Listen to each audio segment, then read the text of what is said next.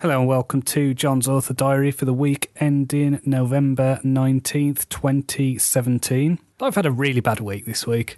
I've written nowhere near as much as I would have wanted, and my energy levels have gone down the toilet. This is because of seasonal affective disorder, which is basically every year around this time of year, it feels like everything I do is like trying to crawl through mud. This is to do with the lack of sunlight that I get in the winter, and this is exasperated by my eye condition.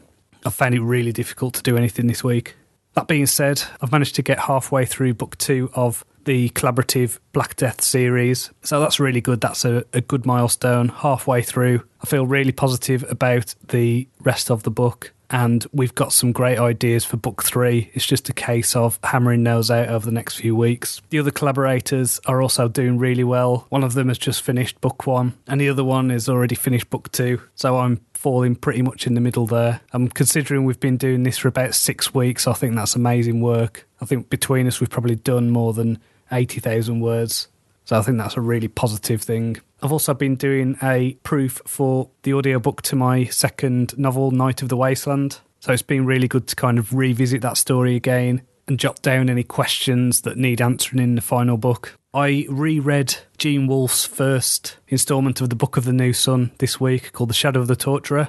Now, when I originally read this novel, I gave it, I think it was a 4 stars maybe on Goodreads. I really enjoyed it, but it's one of those novels that's really stuck with me, and the more I've thought about it and all the things that went on in the novel, the more it's kind of opened itself up as this kind of puzzle. And so going back to the first book after a few years, I kept finding myself having to rewind bits going, wait, what? Hang on. And there's just so many little things, little touches that I missed the first time I read it, so much about the world that I missed, and I don't know how I missed it. But I did, and it's amazing. It's just such an amazing, multi-layered, just an absolutely staggeringly smart story. So on the back of that, I wrote about just how awesome it was to revisit this book on Twitter.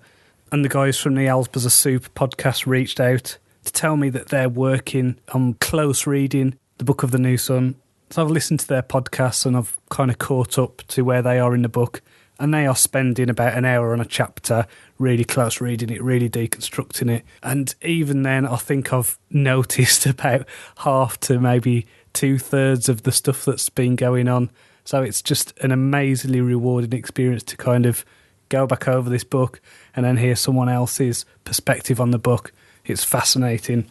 So if you've not read it, it is a really opaque and difficult read. There's an unreliable narrator. The world is strange. The story's really bizarre, but my goodness, once you get it and once you start to unlock what is going on, it's so good. So yeah, I promised myself that maybe one day, if I make a lot of money at this writing game, then I've got the ambition to do a project that is like that. Just something really difficult, probably difficult to write and difficult to read, and that's just layered and filled with puzzles, and it just gives no concessions to the reader. And to me, that it's just really rewarding. So recommended, but it's not a book you'd read for pleasure exactly. It's a different kind of pleasure than you'd get from some kind of adventure or action novel. It's a real kind of pleasure that you get from sitting there solving a really difficult crossword or something like that. It's great. Now, what I didn't mention was I actually wrote 5,000 words today, and it wasn't on any project that I've been working on. With the way the SAD has been affecting me, I find a really good medicine is to laugh and to find something to enjoy. So I've written about 5,000 words today on essentially a parody of a writing book in a character. Basically, I've got a pen name who is a character, and it's written in his style. So I've had a lot of fun doing that. Whether I'll do anything more with it, I don't know. But the fact that I've done this has given me a lot of energy and a lot of stuff to focus on, so that's pretty cool. Earlier this week, I had the annoying thing on Thursday of having my white cane, the end of it break off when I was out in the street. Now, this is what I used to get around. I'm between guide dogs at the minute, so I use a cane to kind of stop me from bumping into things. And when the end broke off, it was like, oh dear. You know, I've got to pick up my son from school, I've got to take him to school. So the actual mobility issues really were really made aware to me that I need to get this sorted. So I've ordered a new cane from the Royal National Institute for the Blind, and there's a local charity called Galloway's in Morecambe, and I went to see them to see if they just had an end for the stick, and they ended up saying, look, you can borrow this one until yours arrives. So I have got a stick. It's not quite the right size, but it'll keep me going for the next few days, so I've been really grateful about that. I did have a question this week. I haven't got it in front of me, so I've not got the exact wording. Someone called Rebecca said to me that she's read my Wizard of the Wasteland book, and she was struck by the fact that it was the first book she'd read this year that was written in third-person present tense, and she wondered why I did that. So this was basically a stylistic decision I made. I read in a lot of genres, and I find the third-person present tense to be quite an unusual and rare style that doesn't get used enough, and I really like hearing it. I really like the immediacy of it. Now, what I've also found is, because it is unusual, it can put readers off, and I know for a fact that it's actually stopped some people from buying the book. We've all got our taste, we've all got things we like, we've all got things we don't. For me, I don't have that kind of thing. I listen to stories in second person, I listen to them in first person, past, present tense. It's all good for me as long as the story's good and as long as it makes sense. That's what I want. I did want to have a recognisable and distinctive voice straight out the gate with my first book, and I hoped it would have worked in my favour, but I honestly don't think it has. I think when I finish this series, I think the last book I'm going to continue for one more book, and it's going to be in the present tense third person.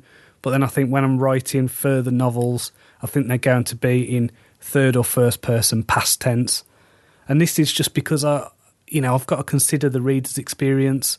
I don't want anything that's going to rub up against people when they're wanting to read. And I didn't realise this was a sticking point for some people, which is a shame. As I say, I think the people who feel like that about sticking to one kind of style of writing and going to limit themselves from the type of stories and authors that they're going to experience. But equally, I'm not writing these stories for myself. I'm writing these stories for readers to be entertaining.